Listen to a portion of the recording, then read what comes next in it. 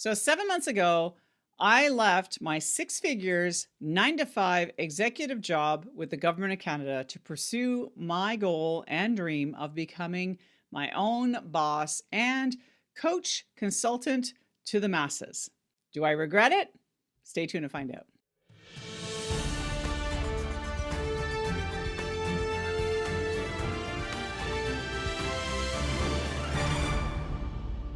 Hello out there, and welcome to this week's episode of On the Level Leadership. This is going to be a personal one this week because I want to share with you my experience of having left my 9 to 5.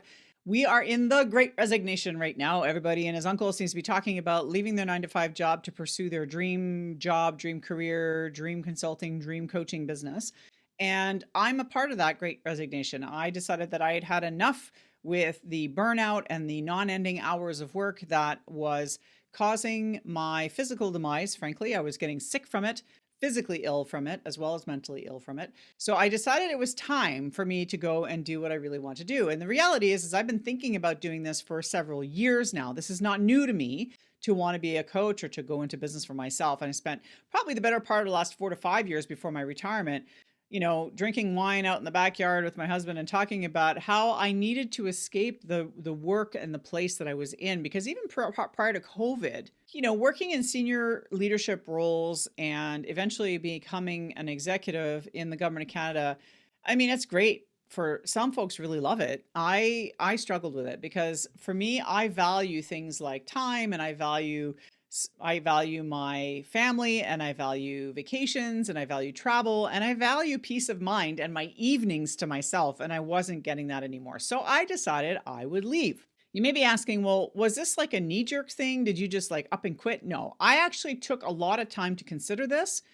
And I'm sharing this with you because you might be in the same situation. You may be thinking, holy crap, I want to leave my 9 to 5 job. But I have this six-figure golden handcuff and I don't know how to get out of it because I got bills to pay. So I want to start off by saying that my departure from my job really is coming from a place of privilege. And the reason I say that is because I worked for 18 years in a federal civil service that had a fantastic pension plan. Because I wasn't 50 when I left the government of Canada yet, I could draw the whole thing out. That enabled me the space, the room, if you will, to grow my business without the stress of finances. I have some money put aside that I am basically borrowing from my retirement to build this business. That was my plan. And it wasn't a plan that I took lightly, and it's not one I made on my own. I have a husband, I have a family, I have 3 kids. So I had to really plan this out properly. And so I had many conversations with the husband around how we would manage our finances, what would our budget look like. And so I did all of that analysis and then decided it was time for me to leave. While I miss the stability of a consistent paycheck, I do not miss the environment. When somebody asks me, am I happy doing what I'm doing? The answer is absolutely. The clients I currently have are amazing. I love working with them. They are an amazing bunch of people. And I really do appreciate them being a part of my life right now. And I look forward to many, many more clients that I can serve over the years. So I don't regret leaving the job so that I can do that kind of work. And doing the transformational stuff, like seeing the aha moments and really challenging people's thought processes and helping them work through blocks or doing a bit of a crisis management call with somebody, all of that is super powerful for me as a coach because it makes me believe and feel and be rooted in the notion that this is what I'm supposed to be doing. I wasn't meant to push papers in a bureaucracy. I was meant to help people manage their pain, their frustration, their challenges. And being a coach was the next logical step for me. So do I regret leaving from that perspective? Absolutely not. I do miss the people. I miss the people I worked with, the socialness of a work environment. When you're your own boss, it's you and you, right? Until I have a team, and I'm not quite there yet to need a whole team of people. I can still manage things on my own at this point in the game. And of course, that will change in the months to come if things I have in the fire land. I might find myself really busy really quick and have to outsource things.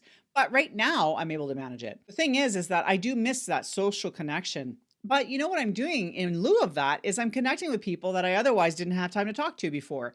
I'm connecting with people, meeting them for lunch and having a chat about how their lives are. And, do they need help in this way in any way, shape, or form? It's not about looking at your friends as clients so much, but it's really about establishing new friendships and really confirming the people that you love being around. So I love that piece of this, right? It's awesome to be able to manage my friendships and my time in a way that is much more me. Being in an executive role, I had to be up early to be able to go to early calls, and I would have to work late, oftentimes well after dinner time.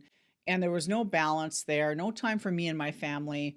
And I found myself kind of strung out and burnt out and exhausted at the end of every day and really had nothing left to offer anybody. And so being able to do this kind of work where I am right now allows me to start my day a little later. I realized very quickly into this that I'm not a morning person. I like to start my day around 9:30 in the morning, 10 o'clock, and then I go until 4, 5 o'clock if I want, and then I stop. There's a lot more flexibility. If my kids need me, I can go and help them. If I need to address a family matter or my dog gets sick, which she's been lately, then I can do that as well. So this allows me that flexibility, and I only have to check in with this boss right here. And she can be a bitch sometimes, but I keep her in check. So I do not regret leaving from that perspective. Do I have some tips and tricks for all of you out there who may be thinking about leaving their 9 to 5? Absolutely. The first thing I'm going to tell you is make damn sure you have a plan. Make damn sure you have a plan. Do not leave your 9 to 5, especially if you're in the 6-figure mark, without having a plan. So if you're a coach consultant and that's what you want to do when you leave your job, do not think for a second that being an executive somewhere means that you're going to be able to coach to massive success as soon as you leave. That's not how that works. You have to build the business side. So coaching is one piece, consulting is one piece, and then you've got your business development on the other. And unless you've built businesses before, this is going to be a steep learning curve. And that's where I was at the very beginning of this. And I'm still learning as I go through this.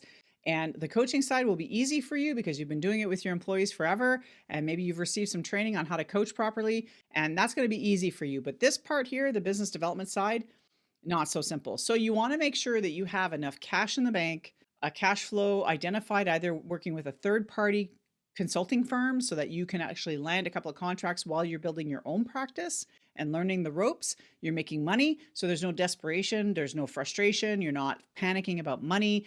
Because if you're panicking about money and you get desperate, your clients are going to sniff that from you the minute you talk to them. If you're desperate about cash, you're never going to get a client because they're going to sense that off of you like a shark in the water with a blood drop, and they're going to push you away. So you want to make sure that if you're a consultant or a coach, you're not coming from a place of desperation. Have a financial plan. And what I mean by financial plan is the common thinking is have 4 to 6 months of salary. Make sure that you have enough money that if you needed to, you can either top up your partner's salary or pay for the bills for 1 to 2 years. Do not think for a second that building a business is easy, because it is not. And I don't care what all the gurus tell you out there, all the lead generating commercials you see and how you can make 5 figures, 10 figures, 6 figures in a month like tomorrow. That is utter bullshit. When you first start your company, it's going to be a bit of a drudge. You're going to have to market yourself. You're going to have conversations. You're going to have to learn how to have sales conversations. You're going to have to learn how to really tag into people's desires and needs so that you can address them and be in service to people. You have to learn how to be in service to people. So you're not selling, you're actually just helping them out, solve a problem. You have to learn that part of it. So if you leave your 9 to 5, 6-figure job to jump into consulting on your own without a plan, you're going to fail. Sorry. So have a plan. Talk to your financial advisor, talk to your partner, run the numbers of your household, figure out how much money you need, then plan 20, 30, 40% on top of that because things come up. Dogs get sick, cars get broken, washing machines fail, and you got to go out and buy stuff and you have no money to do it with. So make sure you plan and then have a contingency to that plan. The second thing is mindset. When you first leave a big job to start something for yourself, mindset's important. I started working on my mindset well before I left. I hired my own personal coach in May of 2021. And in that time, from May 2021 to the time I left my government job in January, that entire time I worked on my mindset with her. So again, if you're going to go into the coaching consulting world, I would recommend that you find yourself a coach/mentor who can help you, who's walked this path. And she, being my coach, is also a former colleague of mine who did exactly this. She left the civil service, did the whole coach training thing, became a personal coach. And so that's a leadership coach. And so that's what I wanted to do. And so finding someone that you can emulate, that you can pick a brain on, that you can use as an accountability partner, who can check your mindset, who can work with you on the next steps of your life is super key. And I'm going to say that if you hire a coach that doesn't have a coach, don't hire that coach, because they either have to have a coach or have recently had a coach, because if they don't value coaching for themselves, they're not a great coach to have in your life, just putting it out there. And if you've been an employee your entire life, let me tell you something. Entrepreneurship is an eye-opening experience. It is full of anxiety, it is full of stress, and has its own challenges. And you really do need to have the right mindset to get over things like failure, to get over things like worrying about what other people think about you. You need to be comfortable in yourself. You have to grow your confidence. You have to be able to work through things, even so you have fear associated with it. This is a big deal. And when you're an entrepreneur, you're essentially you yourself. That's it. It's just you. So, you've got to figure out a way to get yourself up in the morning and get going on the things you need to do and to stay motivated. So having a coach or a mentor is really, in my mind, an integral part of being able to do just that. The final thing I'm going to say about all of this is the issue of timing. There will never be a perfect time to make a decision or to leave your 9 to 5. There just is never going to be a good time. That said, though, there are times and seasons in our lives. So if you have a lot of really competing priorities, you're handling an elderly parent issue, or you've got a parent who's dying right now in hospice, or whatever the situation, timing is never perfect for you to make a decision on these kinds of things, but do align yourself so that you can at least position yourself to be more successful. So when I left in January, everyone around me at that point in the game was fairly healthy. We sold our second vehicle so we could reduce our expenditures that way. And we made some financial decisions to kind of make our lives more simple and easier to manage while I left. So that when I left in January, it wasn't like stepping off a complete cliff. It was jumping off a cliff, but there was a ledge below me that I could stand on for a period of time before I took the next jump. So it's not like I just was jumping into the abyss, into nothingness. If you are thinking about leaving your 9 to 5, by all means, if you think this is the right thing for you and it feels right, do it. Most perfect time is always now when it comes to these kinds of decisions, but do it. But make sure that you set yourself up for success by having a plan and making sure you have the right mindset so that when things get tough, you can get through it and you can work your way through those tough times. Anyway, that's it for this week. I just wanted to share a little something about my story, and I hope that it helps you out. If you're on the fence about trying to figure out whether you want to leave your 9 to 5, I get it. I've been there, and I did that for like 8 months, thought about it. And it was when I was on stress leave that the decision was kind of made for me that I had to do this. But all to say, it can be done. It is worth it. I don't regret a moment of this. And I know that 10 years from now, when I look back on this, I know that this is going to be the best decision I ever made for myself. Anyway, that's it for this week, folks. Thank you for being here again. If you got anything out of this video on YouTube, make sure you like and subscribe the video. And if you're on the podcast and you enjoyed this content, make sure you follow the podcast, because I am here every week talking about leadership and coaching content to help you be the best leader you can be so that you can grow in your career. Until next week, folks, take care, stay safe.